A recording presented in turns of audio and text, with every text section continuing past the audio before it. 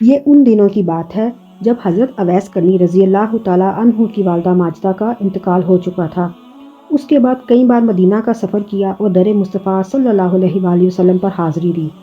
ایک بار صحابہ کرام نے حضرت اویس کرنی سے سوال کیا کہ آپ نے حضور اکرم صلی اللہ علیہ وآلہ وسلم کی ظاہری حیات مبارکہ میں زیارت کا شرف کیوں حاصل نہیں کیا؟ آپ نے فرمایا کہ میری والدہ بیمار تھیں اور وہ مجھے کہیں جانے نہیں دیتی تھیں۔ صحابہ کرام نے فرمایا کہ ہم نے تو اپنا مال و متاع حتیٰ کہ والدین کو بھی حضور اکرم صلی اللہ علیہ وآلہ وسلم کی محبت اور شوق میں قربان کر دیا، اور آپ صرف اپنی والدہ کو نہیں چھوڑ سکے۔ آپ نے فرمایا کہ آپ حضرات کو تو حضور اکرم صلی اللہ علیہ وآلہ وسلم کی صحبت اور خدمت کا شرف حاصل رہا ہے، آپ حضور پاک صلی اللہ علیہ وآلہ وسلم کا حلیہ مبارک تو بیان کیجیے۔ صحابہ کرام نے نبی کریم صلی اللہ علیہ وآلہ وسلم کی ظاہری صورت اور دیگر علامات اور کچھ معجزات بیان کیے۔ حضرت اویس کرنی نے فرمایا کہ میری مراد حضور پاک صلی اللہ علیہ وآلہ وسلم کی ظاہری شکل و صورت سے نہیں بلکہ باطن سے ہے، وہ بیان کیجیے۔ صحابہ کرام نے فرمایا کہ جتنا ہمیں معلوم تھا ہم نے بیان کر دیا، اس سے زیادہ اگر آپ کو معلوم ہو تو آپ بیان کیجیے۔ اس پر حضرت اویس کرنی نے محبت مصطفیٰ صلی اللہ علیہ وآلہ وسلم نے بے خود ہو کر نبی کریم صلی اللہ علیہ وآلہ وسلم کے جمال و کمال، آداب و اخلاق و حلیہ مبارک کا اس طرح بیان فرمایا کہ صحابہ کرام پر بے خودی اور جسم کی کیفیت طاری ہو گئی۔ پھر جب حالت سنبھلی تو صحابہ کرام نے حضرت اویس کرنی سے بے حد محبت محسوس کی اور آپ کے ہاتھوں کے بوسے لیے۔ انہیں یہ معلوم ہوا کہ آپ کو سرور کائنات صلی اللہ علیہ وآلہ وسلم سے کس قدر عشق تھا اور کتنا قرب باطن حاصل تھا۔ حضرت اویس کرنی رحمۃ اللہ علیہ محبت مصطفیٰ میں اس قدر غمگین رہتے تھے کہ لوگ آپ کو دیوانہ سمجھتے تھے۔ محبت مصطفیٰ صلی اللہ علیہ وآلہ وسلم کا وہ خالص جذبہ جو حضرت اویس کرنی کے قلب طاہر میں موجود تھا، تاریخ انسانیت میں اس کی مثال نہیں ملتی۔ آپ رحمۃ اللہ علیہ محبت کے جس عظیم مقام اور مرتبے پہ تھے، صحابہ کرام نے بھی رشک کیا۔ نبی کریم صلی اللہ علیہ وآلہ وسلم کا باطن فیض سے حضرت اویس کرنی کا سینہ منور تھا۔ یہ پروردگار عالم کا خاص فضل و کرم تھا کہ اس نے اپنے محبوب صلی اللہ علیہ وآلہ وسلم کی محبت اور عشق کی دولت سے آپ کے قلب کو مالا مال کر دیا تھا۔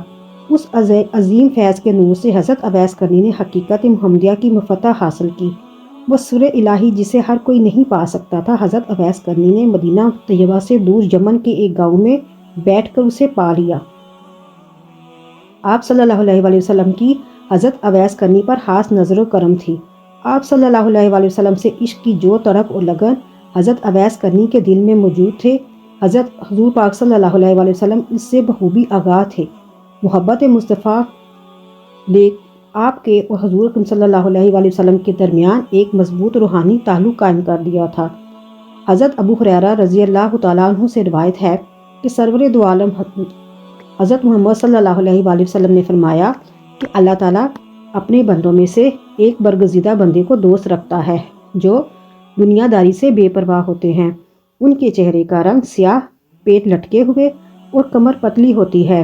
وہ ایسے بے پرواہ ہوتے ہیں کہ اگر بادشاہ بھی ملے اور ملاقات کی اجازت طلب کرے تو وہ اجازت نہیں دیتے۔ اگر مالدار عورتیں نکاح کرنا چاہیں تو وہ نکاح نہیں کرتے۔ اگر گم ہو جائیں تو کوئی ان کی تلاش نہیں کرتا۔ اگر مر جائیں تو ان کے جنازے پر لوگ شریک نہیں ہوتے۔ اگر ظاہر ہوں تو کوئی انہیں دیکھ کر خوش نہیں ہوتا، اور اگر بیمار ہوں تو کوئی ان کی مزاج پرسی نہیں کرتا۔ صحابہ کرام نے دریافت کیا، یا رسول اللہ وہ کون ہیں؟ آپ نے فرمایا وہ اویس کرنی ہیں۔ صحابہ کرام نے عرض کیا، یہ اویس کرنی کون ہیں؟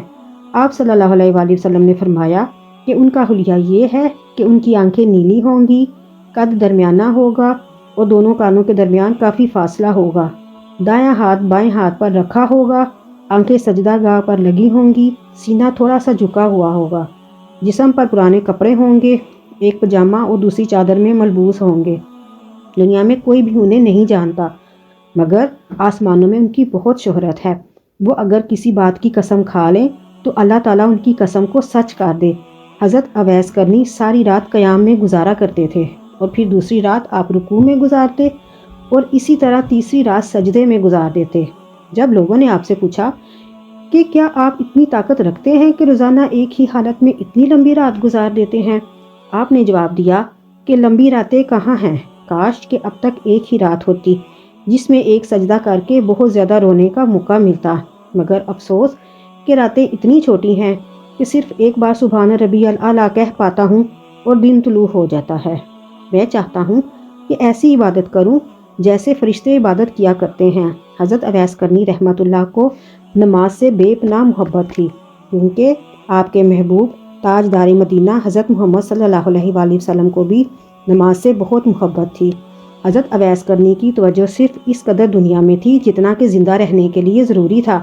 آپ گوشے نشین کو پسند فرماتے تھے۔ آباد سے دور ایک مقام میں مقیم تھے۔ جب وہ مکان تک لوگوں کی رسائی ہو گئی اور آپ کی عبادت میں خلل آنا شروع ہوا تو آپ نے وہ مکان بھی چھوڑ دیا اور جنگل کی جانب نکل گئے اور یوں عبادت الہی میں مشغول رہنے لگے۔ آپ فجر کی اذان کے وقت گھر سے نکلتے اور نماز عشاء پر واپس تشریف لاتے۔ اپنے کھانے سے زیادہ جو خوراک آپ کے پاس ہوتی وہ غریبوں میں تقسیم کر دیتے۔ آپ کو دنیاوی چیزوں سے بالکل محبت نہیں تھی۔ آپ صلی اللہ علیہ وآلہ وسلم کا فرمان مبارک بھی یہی ہے کہ دنیا کی محبت ہر برائی کی جڑ ہے۔ نبی کریم صلی اللہ علیہ وآلہ وسلم کے ولی خاص اور خیر تابعین حضرت اویس کرنی رحمۃ اللہ علیہ کی شخصیت محبت مصطفیٰ رکھنے والوں کے لیے ایک بہترین نمونہ ہے۔ آپ کی سیرت طیبہ عاشق رسول کے لیے ایک عظیم درسگاہ کی حیثیت رکھتی ہے۔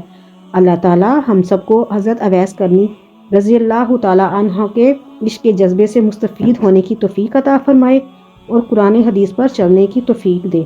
آمین۔